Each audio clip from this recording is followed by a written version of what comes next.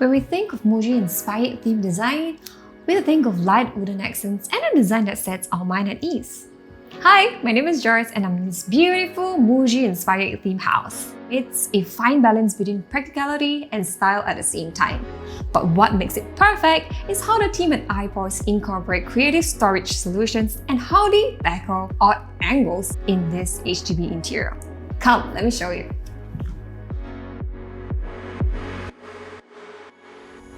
This is the Muji-inspired theme design. I really love it. They only played with two colors, brown and also white, to create this clean, seamless, minimalistic view. You probably need to hide a lot of things to make your entire house look big and spacious. So what do they do with all their things? Let me show you. This is brilliant. You can hide all the colors, which is like non-Muji themed colors inside there. Super clean and minimalistic. It doesn't spoil your entire design. And one more surprise. We thought like this might be some normal wooden panels. Other than aesthetics wise, this is also practical. Look at the cabinets.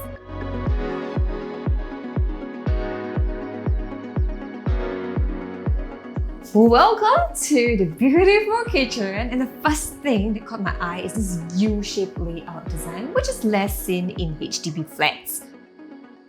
One interesting story, the basin was supposed to be here, but the owner's personal preference, they didn't want it to be opposite the gas stove.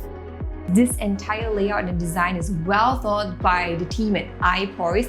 It's so fuss-free and it's so convenient for you to prepare your meals. One more question. What do you guys do with the dead-end corners around your house? The team at iPoise did this.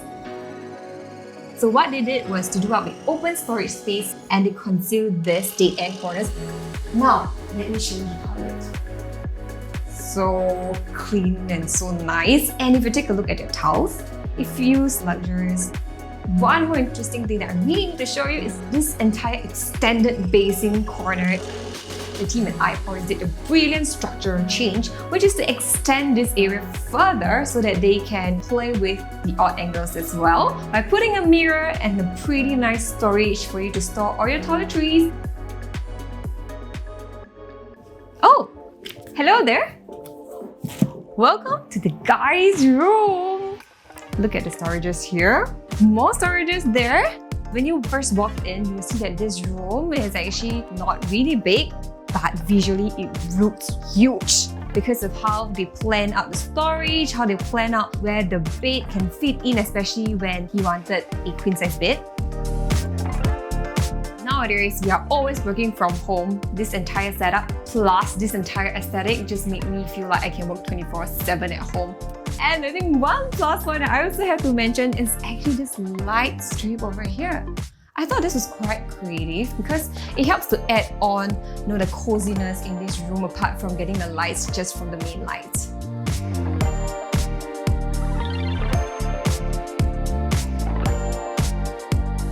Welcome to the girls' room. Sorry, I was just touching up with my vanity mirror over here and I'm done. So I'm going to close it. It becomes a table. iPoise did this entire wardrobe by creating this odd angle space over here. All these are done according to the personal preference of the owners.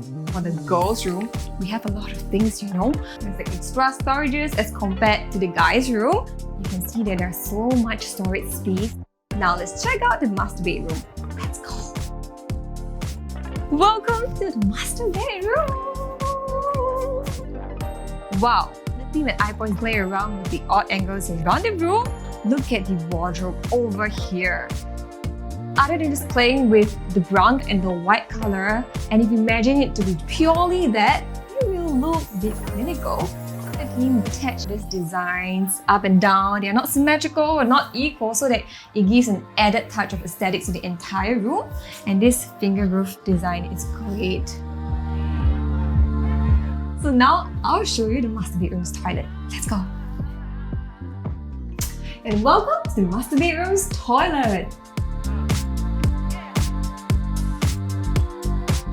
Look at that! That's such a great idea of putting a shower ledge I just love all these aesthetics over here. And that's what the iPoise team actually will do. They will help to give some advices on how you can complement the entire feels in every area of the house. It's just seamless. How did this Muji theme inspired design come about? Let's meet one of the team lead, Eugene. So hi Eugene! Hi! Lovely place. I would love Thank for you. you to design my place as well. So what exactly is a Muji inspired theme? Is it like, I know, clean, minimalistic, thereabout? Did I get it right? That's not entirely right. Actually, Muji is not minimalistic. Oh. So it's simple and more of very, very planned out colors, but nowhere near minimalistic. Okay, I studied a bit of the Muji, color inspired stuff, and they have like certain core values that you have to follow as well, right? Yeah, we actually heavily depend on them. So usually there's 3 core values. So there is selection of materials, there is also streamlining of processes, and then there is simplification of packages. Material-wise, we have only used 2 laminates in this entire place. But we've planned it very subtly and accent in different areas so that you actually don't feel that it's very dull. And the second part, which is streamlining of processes, where it's more on practicality. That every cabinet that we build has to serve a very practical purpose and not just to fill a gap. And of course, the packaging part, if you notice, there are no handles. It's very simple. Nothing's very spectacular. Nothing comes out. The next question that I really want to ask you, there are so many like weird and odd angles around the house. How do you even challenge or deal with these odd angles? This house is basically in the shape of a triangle, plus minus. So what we did was that we covered them up with carpentry. In this carpentry, even though at the back it's odd angles, but in the front we either make it straight or a right angle. So this way it meets out a lot of the funny hexagonal shapes. So visually wise, it also looks comfortable, right? Like everything is symmetrical now. Like there's extra open storage space in the kitchen. And I heard you extended the toilet as well. Yeah, we did. I think this is more on how we usually tell every of our client that when we think of a layout, we always remove every single line so that we don't get boxed in. This way we will plan from scratch and we will make sure that it would fit the lifestyle of the client rather than just something that will look nice in the magazine. That brings me to the point just now when I asked the owner, and then she was like, wow, Eugene gave a fresh perspective of the entire kitchen. So the basin was not supposed to be there, right? Yeah. It was just opposite the gas stove. Yeah. But the owner's personal preference is that she wanted it away from the gas stove. How do you even come up with such a plan just like that? I think firstly, it of course comes with experience. Secondly, it's more of we hear the clients out. We hear what they want, what they need. And generally, we don't want to follow through with conventional means. I mean, if every single HDB is a certain manner, doesn't mean it has to be that way. It's up to us, the designers, to play around with what we have, the walls, how we can restructure and shift it around. I have to say, the team at iPoise is just very bold and courageous. And I also want to ask you, Eugene, we have a lot of storage space, which is what the owner wants. But how do you make them look as though they are not, cluttered together? We actually flushed the entire wall with the carpentry. We built at full height and all the way. So when you come into this place, you actually don't know the depth of the wardrobe. If, for example, if we stop a carpentry halfway through the whole wall, right? When people come in, when they look at the carpentry, they can see that depth. So they'll know, wow, actually this carpentry is very thick. And because of that, they will feel like, wow, actually this house is very cluttered. So when we flush through the entire wall, you actually don't know how thick the wardrobe is or the cabinet is. So this way, general perception is, oh, this is just the structure of the house. But visually it looks, big and neat. So how do you actually, advise your clients so that they can really enjoy the whole theme that you designed for them? One of the services that we usually do after interior designing is interior styling. So this is actually something a bit newer in this industry that not many design firms do it. Our general feel is that after renovating a home, it's just the carpentry and it looks very cold, very dull, very boring. But what really spices up the place is the furniture. Like what kind of sofa, what kind of table you use, the blinds, curtains, even lights. Our designers actually would come in here after the project has been done. We would actually take our clients shopping either physically or online, and we would purchase items for them and it would start up the entire house. Wow, I totally need the team at iPoise.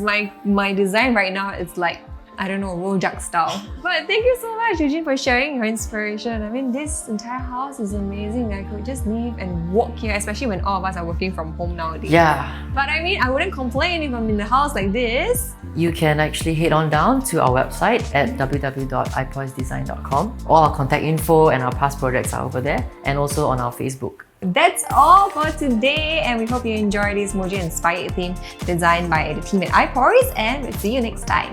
Bye!